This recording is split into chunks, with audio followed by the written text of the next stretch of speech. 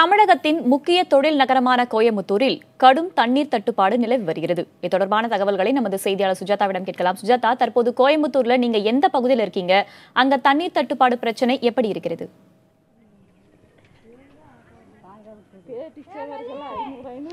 வேதவள்ளி, கடந்த 2 மாதங்களுக்கு முன்பாகவே சிறுவாணி அணையின் நீர்மட்டம் என்பது 0 நிலைக்கு எட்டியதன் காரணமாக கோவை மாவட்டத்தில் எப்போதும் இல்லாத அளவுக்கு தற்பொழுது வறட்சி ஏற்பட்டுள்ளது.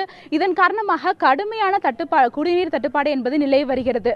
குறிப்பாக கோவை மாநகர பகுதிகளிலேயே 20 நாட்களுக்கு ஒரு முறை மட்டுமே தண்ணீர் விநியோகமானது செய்யப்பட்டு வருகிறது. நாம் தற்போது இருப்பது கோவை மாநகரத்தின் முக்கிய பகுதியான உள்ள வெரைட்டி ஹால் சாலை பகுதியில் தான் உள்ளோம். இந்த பகுதியில் 20 நாட்களுக்கு ஒரு முறை மட்டுமே தண்ணீர் விநியோகம் செய்யப்படுகிறது. இதன் காரணமாக பொதுமக்கள் தண்ணீருக்காக பல கிலோமீட்டர் தூரம் செல்ல வேண்டி உள்ளது. மேலும் தண்ணீரை விலை கொடுத்து வாங்க வேண்டிய சூழலையும் உருவாகியுள்ளது.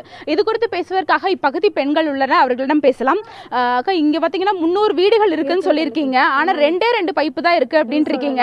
அதனால எப்படி குடிநீர் தட்டுப்பாடு எப்படி இருக்குங்க? இங்க ஒரே ஒரு பைப் 2 லைன் இருக்குங்க. அதுல அவங்களே ஒருத்தரே ஒரு ஆளே ஒரு 50 குடம் 60 குடம் பிடிச்சிக்கிறாங்க. மற்றவங்களுக்கு தண்ணி கிடைக்காத அளவுக்கு போகுதுங்க. அது இல்லாத நாங்கள் ஒரு 10 கிலோமீட்டர் தூரத்தில் போய் 250 ரூபா பணம் கொடுத்து நாங்கள் குடி தண்ணீர் போய் நாங்கள் எடுத்துகிட்டு வந்துட்டுருக்குறோம். அதுவும் சிரமமாக இருக்குது எங்களுக்கு. அதனால தாங்க இந்த பகுதியில் இருக்கிறோம். அது வர்றது 20 நாளுக்கு ஒரு முறை தண்ணி வருது. அந்த தண்ணியும் 2 மணி நேரம் தான் விடுறாங்க. அந்த 2 மணி நேரம் தண்ணியிலையும் 1 மணி நேரம் சாக்கடை தண்ணி கலந்து வர்றதுனால இங்கே இருக்கிற பகுதியில் இருக்கிற குழந்தைகளுக்கு பெரியவங்களுக்கும் காய்ச்சல் அந்த மாதிரி வேறு ஏதோ பிரச்சனைகள் வந்துட்டு இருக்குங்க. இதனால தான் நாங்கள் தண்ணி பிரச்சனையும் இங்கே அதிகமாக இருக்குதுங்க. அதுதாங்க இப்போ 20 நாளைக்கு ஒரு தடவை தான் தண்ணி வருதுன்னு சொல்ல, சில பேருக்கு கிடைக்கிறதுக்கே 1.5 மாசம் ஆகுது அப்படிங்கிறீங்க. அப்போ எப்படி தண்ணியை சமாளிக்கிறீங்க? எப்படி உங்களுக்கு கிடைக்குது? கொடுத்து வெளியே வாங்குறேங்க. 15 குடம்னா 250 ரூபா கொடுத்து தான் வெளியே வாங்குறேங்க. ரொம்ப கஷ்டம் தண்ணிக்கு. பைப்பே இல்லைங்க. இந்த வர்ற தண்ணியும் கலங்கி இருக்கு அப்படின்னு சொல்றீங்க. ஸோ இது தொடர்பாக அதிகாரிகள் கிட்ட ஏதாவது புகார் கொடுத்துருக்கீங்களா? அவங்க ஏதாவது நடவடிக்கை எடுத்திருக்காங்களா? புகாரெல்லாம் கொடுத்துருக்குறேங்க மேடம். ஆனால் நடவடிக்கை ஒன்றும் எடுத்த மாதிரி தெரியுங்க. அப்படி நடவடிக்கை எடுத்திருந்தா தண்ணியாங்க இந்த மாதிரி வரப்போகுதுங்க. அதனால பார்த்து தயவு செஞ்சு. யாருக்குமே அக்கறைங்கிறதே கிடையாதுங்க. இந்த எது சொன்னாலும் ஒரு நாங்கள் எல்லாம் மனசுங்கிறது மாதிரி ஒரு இதுவே கிடையாது. நாங்கள் எது பேசினா எங்களை யாரும் கண்டுக்கவும் மாட்டாங்க. எங்களுக்கு தண்ணி மட்டும் கிடையாதுங்க, எங்களுக்கு வீடு வாசல் எதுவுமே இல்லாத மாதிரி நாங்கள் இருக்கிறோங்க இங்கே.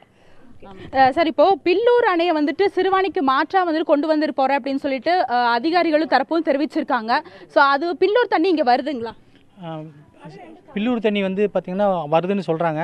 ஆனால் சரியான அளவு வராமல் 2 மணி நேரம் 1 மணி நேரம் விடுறதுனால ஒவ்வொரு குடும்பமும் தண்ணி பிடிக்கிறதுக்கான கால அளவு பார்த்திங்கன்னா 2 மாதம் ஆயிரும். ஒரு குடும்பத்துக்கு 5 குடம் பிடிக்கிறதுக்கு 2 மாதம் ஆயிடுது. இதனால் இந்த கூலி வேலை செய்கிறவங்க, சுகாதார குறைபாடு வேலை செய்கிறவங்களாம் டெய்லி குளிக்க வேண்டியது இருக்குது. இதுக்காக நிலத்தடி நீர்மட்டம் ரொம்ப குறைஞ்சாலும் போர்வெல் தண்ணியும் வர்றது ரொம்ப குறைவாக இருக்குது. அது பார்த்திங்கன்னா 10 நாள் 15 நாளுக்கு ஒரு தடவை தான் அந்த போர்வெல் தண்ணி விடுறதுனால இவங்க ரொம்ப கஷ்டப்படுறாங்க. அது போக அந்த குழந்தைகள் பள்ளிக்கு அனுப்பும்போது பார்த்திங்கன்னா குளிக்க வைக்கிறதுனால சரியாக ஸ்கூலுக்கு போகாத நிலைமையும் இருந்துகிட்ருக்கு. இப்போ நீங்க தொடர்ந்து ஒரு புகார் வச்சிருந்தீங்க, இந்த மாதிரி குடிக்கிறதுக்கும் தண்ணி இல்லை, ஏதாவது காசு கொடுத்து வாங்கியிருக்கோம். இப்போ குளிக்கிறதுக்கும் கூட தண்ணி இல்லை அப்படிங்கும்போது எப்படி சமாளிக்கிறீங்க? குளிக்காததுக்கு தண்ணி இல்லை, குளிக்கிறதுக்கு தண்ணி இல்லை அப்படிங்கிறீங்க, அதை எப்படி சமாளிக்கிறீங்க? வெளியிருந்து எடுத்து பாருங்க சாமி, வெளியில் எடுத்து பாருங்க. ரொம்ப தூரம் போய் எடுத்துட்டு பாருங்க, ஆட்டா பிடிச்சி எடுத்து பாருங்க. தண்ணி குளிக்குளமா காந்திவாரம் சைடு, காந்திவாரம் சௌரியபாலம் போய் எடுத்து பாருங்க. தண்ணியே இல்லை. புழுங்கு தண்ணி, அந்த தண்ணி, ஜிச்சி தண்ணி, நாற்று தண்ணி, எல்லா தண்ணி வரும் சாமி. தண்ணி எல்லாம் ரொம்ப கஷ்டப்படுறோங்க நாங்கள்லாம். என்ன பண்ணுறோம்? வேதவள்ளி இவர் கூறியது போலவே தண்ணீர் வருவதும் 20 நாட்களுக்கு ஒரு முறை மட்டுமே வருகிறது. அந்த தண்ணீரும் முழுவதுமாக மாசடைந்து காணப்படுவதால் அந்த தண்ணீரை முற்றிலுமாக தங்களால் பயன்படுத்த முடியாத நிலையே ஏற்பட்டுள்ளதாக தெரிவிக்கின்றனர். மேலும் மாநகராட்சி அதிகாரிகளும் மாவட்ட நிர்வாகம் சார்பில் சில அறிவிப்புகள் வெளியாகி இருந்தது. குறிப்பாக உள்ளூர் குடிநீர் ஆதாரங்களை அனைத்து அதிகாரிகளும் பயன்படுத்தவும் அது குறித்து பொதுமக்களுக்கு விழிப்புணர்வு ஏற்படுத்த வேண்டும் என தெரிவித்திருந்தனர். ஆனால் உள்ளூர் குடிநீர் ஆதாரங்கள் இருக்கக்கூடிய போர்வெல் மற்றும் கிணற்று நீர்கள் என்பது முற்றிலும் வறண்டே காணப்படுகிறது.